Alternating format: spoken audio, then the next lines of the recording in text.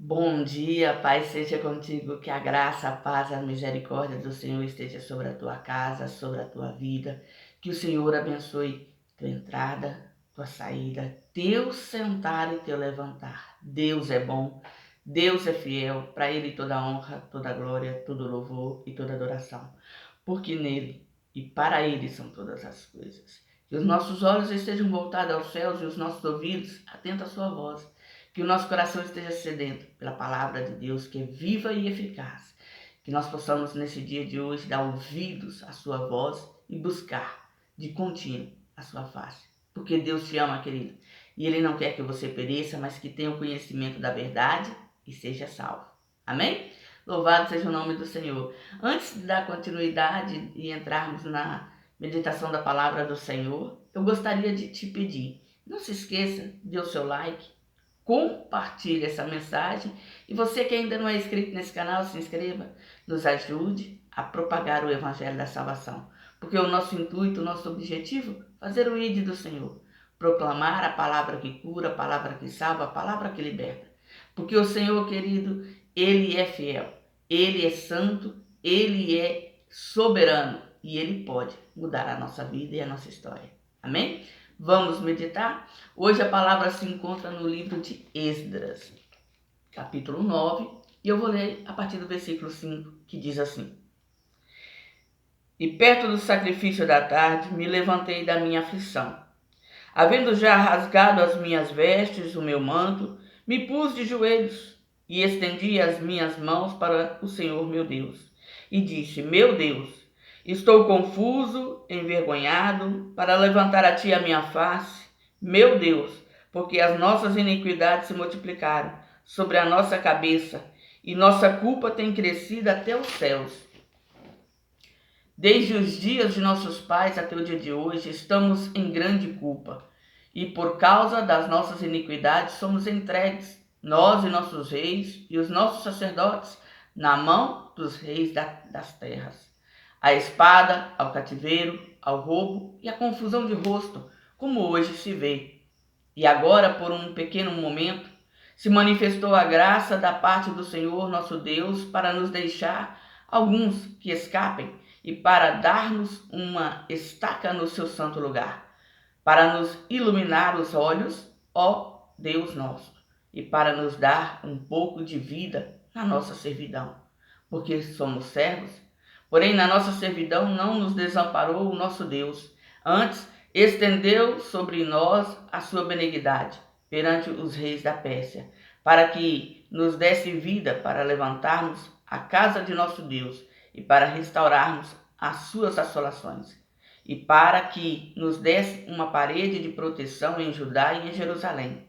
Agora, pois, ó nosso Deus, diremos depois disto: pois deixamos os teus mandamentos, os quais mandaste pelo ministério de teus servos, os profetas, dizendo: a terra em que entrais para possuir, terra imunda é, pelas imundícias dos povos, das terras, pelas suas abominações com que, na sua corrupção, a encheram, de uma extremidade à outra. Agora, pois, vossas filhas não dareis a seus filhos, e as suas filhas não tomareis para vossos filhos, e nunca procurareis a paz e o seu bem, para que sejais fortes, e comais o bem da terra, e a deixeis por herança a vossos filhos para sempre. E depois de tudo o que nos tem sucedido por causa das nossas más obras e da nossa grande culpa, porquanto tu, ó nosso Deus, impediste que fôssemos destruídos por causa da nossa iniquidade, e ainda nos destes um remanescente como este, tornaremos, pois, agora a violar os teus mandamentos e a aparentar-nos com os povos destas abominações? Não te indignarias tu assim contra nós, até de todo nos consumir, até que não ficasse remanescente, nem quem escapasse? Ah, Senhor, Deus de Israel, justo és, pois ficamos qual um remanescente que escapou, como hoje se vê, e eis que estamos diante de ti, na nossa culpa, porque ninguém há que possa estar na tua presença por causa disso. Palavra do Senhor, glória a Deus. Nesse capítulo aqui de Esdras, Esdras descobre que do maior ao menor, todos aqueles que regressaram de Babilônia, que foram enviados para a reconstrução do templo, que deveriam dar o exemplo, que deveriam ser o exemplo, tinham se casado, tinham se misturado com os povos das terras. E o pior, quando foi proclamado para que eles voltassem para Jerusalém, eles trouxeram junto consigo as mulheres, os filhos que haviam sido gerados. Eles trouxeram junto consigo o seu pecado. E quando Esdras vai pedir que o povo santifique para fazer a obra do Senhor, ele descobre que uma grande maioria do povo que estava com ele havia se aparentado. E ele entra em desespero porque ele sabia que existia na lei do Senhor uma cláusula que Deus exigiu que seu povo não se misturasse com os povos da terra, não fizesse aliança, não casasse nem as suas filhas com os homens das terras, nem os seus filhos com as filhas dos homens das terras. Mas o que Israel fez? Israel se misturou. E quando Esdras descobre isso, ele rasga suas vestes, ele joga a terra sobre a sua cabeça em sinal de humilhação e desespero, porque ele sabia que isso seria um problema, causaria um problema diante de Deus, porque se Deus havia dado a ordem para que não houvesse mistura, e o que vem dizendo aqui, no versículo 12 diz assim: agora, pois, vossas filhas não darei a seus filhos, e suas filhas não tomarei para vossos filhos, e nunca procurareis a sua paz e o seu bem, para que sejais fortes, e comais o bem da terra, e deixeis por herança a vossos filhos para sempre. Esse era o motivo que Deus não queria que houvesse mistura entre o povo separado, o povo de Israel, com os povos que Deus estava desterrando do meio de Israel. Mas Israel peca, Israel deixa a palavra do Senhor, Israel dá as costas para o Senhor. E a consequência disso é que Deus vai liberar contra Israel a sua indignação e permite que Israel seja levado cativo por 70 anos. E após os 70 anos, o Senhor começa a cumprir a sua palavra e permitir que Israel volte para Jerusalém. Só que quando chega, ele está nessa situação. Aqueles que deveriam andar certo, aqueles que deveriam fazer as coisas de maneira certa, eram os primeiros que tinham errado. E Esdras, que era o cabeça, que era aquele que Deus tinha levantado para fazer uma grande obra, para trazer essa restauração, essa reconstrução dos muros de Jerusalém, do templo de Jerusalém, ele, quando essa questão é trazida ao seu conhecimento, ele se prostra. E fica prostrado ali no chão, atônito, sem saber o que fazer, sem saber o que falar, por muito tempo.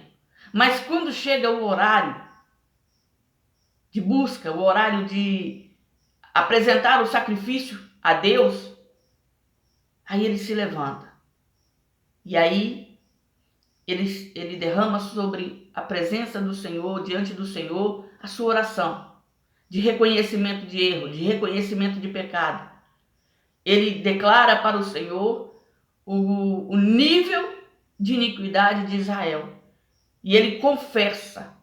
E junto com ele, todos aqueles que estão à sua volta entendem o seu erro, o seu pecado, confessam. E se você der continuidade na leitura, você vai ver que eles fazem uma nova aliança com o Senhor. Eles abandonam o pecado. Eles mandam embora as mulheres estrangeiras e seus filhos, e novamente eles fazem uma santificação, uma restauração dentro de Israel, para honrar o Senhor e para buscar a face do Senhor, porque eles sabiam que isso agradaria a Deus. Então, esse pecado não era para a morte. Alguém disse para Esdras assim: olha, quanto a isso, quanto a essa situação que nós estamos, há uma solução.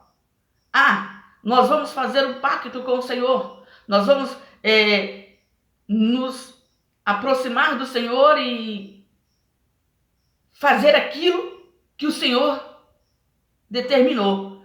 Nós vamos deixar o nosso pecado, nós vamos deixar o nosso erro e voltarmos para o altar e voltarmos a nos santificar e voltarmos a fazer a obra do Senhor. E isso agradou a Deus. E isso foi feito. Só que não era uma obra de um dia, porque era um processo, era uma caminhada. E naquele tempo era tempo de chuvas torrenciais, e o povo estava para o lado de fora de suas tendas, e isso seria perigoso. Então foi proclamado que por família, por cabeça, seriam chamados diante do templo do Senhor todos aqueles que queriam fazer o concerto com Deus. E houve alguns que recusaram a fazer esse pacto e essa aliança. Então, preferiram sofrer a perda dos bens materiais, a perda de estar junto com Israel na presença do Senhor, para permanecer no seu desejo e na sua prática. Mas a grande maioria se alia a Esdras e retrocede da sua má conduta e faz o concerto com o Senhor. Eu queria dizer para você, querido, que se estão dizendo, se o inimigo está colocando no teu coração que as coisas que você praticou, que a vida que você levou até aqui não tem jeito, não tem perdão, não tem salvação, é mentira do diabo. É engodo, é engano. Porque há somente um pecado que é imperdoável, que é o pecado contra o Espírito Santo, que é a blasfêmia contra o Espírito Santo. Porque o próprio Jesus disse, se você ofender a Deus e se arrepender, Deus pode perdoar. Se você ofender o Filho e se arrepender e pedir perdão, Deus pode te perdoar. Mas se você ofender o Espírito Santo, blasfemando contra ele, não há perdão.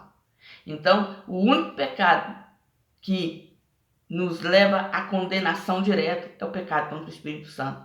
Mas todo erro, todo engodo, todo engano, se houver o arrependimento sincero do nosso coração, se nós nos posicionar diante do Senhor e reconhecermos o quão miseráveis, o quão pecadores somos diante de Deus, o Senhor nosso, e pedirmos perdão, Ele é fiel e justo. E o apóstolo João, ele diz, filhinhos, não pequeis, mas se pecar, lembre-se, você tem um advogado no céu. Então você que hoje está querendo entregar sua vida para Jesus, mas está com esse pensamento de culpa, de que tudo que você cometeu, tudo que você praticou, não há perdão, eu quero te dizer que o Senhor é fiel e é misericordioso. Confesse, diga para Ele e abandone a prática do pecado, a prática do erro. Faça uma aliança com o Senhor, tenha um compromisso com a palavra do Senhor, se posicione na presença dEle. Ele é fiel, querido, Ele é justo. O Senhor nos ama e Ele não quer que nós venhamos a perecer, mas Ele quer que tenhamos o conhecimento da verdade, sejamos salvos. E a verdade é que Jesus cura, que Jesus liberta e que Jesus perdoa pecados. Lembra do moço paralítico que trouxeram até ele? E ele chega diante daquele moço e diz para ele assim, filho, estão perdoados todos os teus pecados. E aí os fariseus, os doutores da lei, começaram a murmurar e dizer que Jesus estava blasfemando porque só tinha um que podia perdoar pecado, que era Deus, que aquilo que ele estava fazendo era blasfêmia. E aí Jesus disse, qual que é mais fácil? Eu dizer para ele, perdoados te são os seus pecados, ou dizer, levanta-te, toma tua cama e anda. Para que vós saibeis que o Filho do Homem pode perdoar pecados. Aí ele se volta para aquele moço que está estendido na sua frente e diz para ele, levanta-te, toma teu leito e anda. E aquele moço imediatamente ficou curado. Ele foi perdoado de todos os seus pecados e foi liberto da sua enfermidade e voltou para sua casa andando. E aquilo calou a boca daqueles que estavam contrariados. porque diante de uma cura tão maravilhosa, diante de um poder extraordinário, não tem o que se dizer. Então, pare de ouvir o que o inimigo, as setas do inimigo no teu coração, e comece a dar ouvidos à palavra do Senhor. Quando nós estamos aquebrantados, contritos de coração, e nos voltamos para o Senhor e confessamos os nossos pecados e nos arrependemos da nossa má conduta e deixamos aquilo que nos afasta da presença do Senhor e buscamos a presença, estar diante do Senhor, Ele é fiel e justo, querido. Ele é soberano. O Senhor pode transformar a nossa vida, a nossa família, a nossa história. Que nós possamos confiar no seu poder e na sua palavra. A palavra do Senhor em Salmos 35, versículo 5 diz que entrega o teu caminho ao Senhor, confia nele, porque o mais ele fará. Que você possa nesse dia de hoje decidir pela sua vida em Cristo Jesus e se entregar de corpo, alma e coração. Porque Jesus te ama e quer e pode mudar a tua história. Que essa meditação desse dia de hoje seja para o teu coração. E saiba que o Senhor te ama e perdoa todas as tuas iniquidades. Confesse, deixe e caminhe em direção à presença do único e suficiente Salvador, porque Ele é fiel e justo. Amém? Quero que o Senhor te abençoe e eu quero te dizer nesse dia de hoje, não se esqueça, seja você uma bênção. Fica na graça e fica na paz.